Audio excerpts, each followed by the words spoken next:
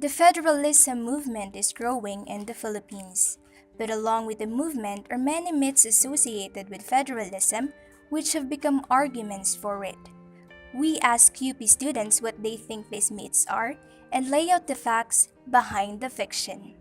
These are 5 myths and facts about federalism in the Philippines. Number 1. All federal countries are developed and progressive. Di ba ana daw sila na ang mga federal country kay mas dato daw sa mga dili?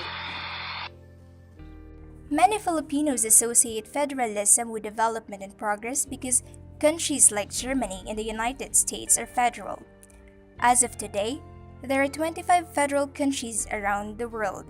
Some of these countries include highly developed countries such as Germany and Canada. However, not all federal countries share the same fate with the former, as countries like Mexico and Venezuela are facing political and economic unrest today, despite being federal. Number 2. All regions will be completely autonomous. Ano sila na pag federal ng Pilipinas, independent na ang kada region? Many Filipinos believe that in a federal Philippines, all federal regions will be completely autonomous. This means that the National Capital Region will not have a hold of what the other regions do, unlike in the current centralized government. However, the proposed federal constitution explicitly states that state power will be equally distributed between federal and central governments. In other words, the distribution of power is 50-50. And the federal regions will still be regulated by the central government to some degree. The prospect of federalism is lucrative especially for Filipinos who live in regions with rich resources but have poor development.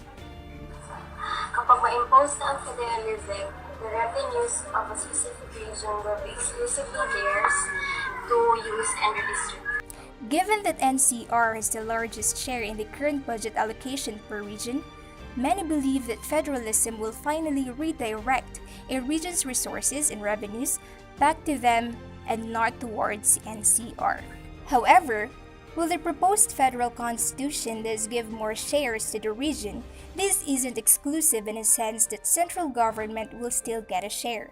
As stated in the proposed federal constitution in Section 1, Article 13, the taxation power and policy dictates that the federal government has power to levy and collect all taxes, duties, fees, charges, and other impositions except those granted to the federated regions, and shall be given a share of not less than 50% of all revenue from income taxes, excise taxes, value-added tax, and custom duties.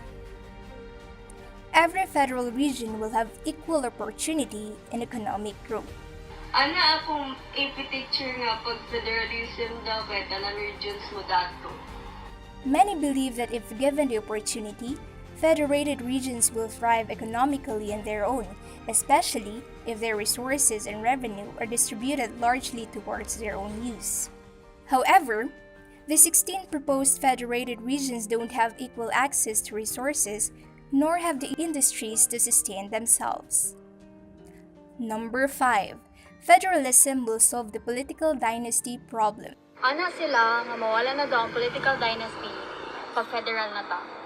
One of the most lucrative promises of the proposed federal constitution is the anti-political dynasty provision, which limits government powers into 3: exclusive powers, shared powers, reserved powers wherein the federal government holds more power to ensure a strong center.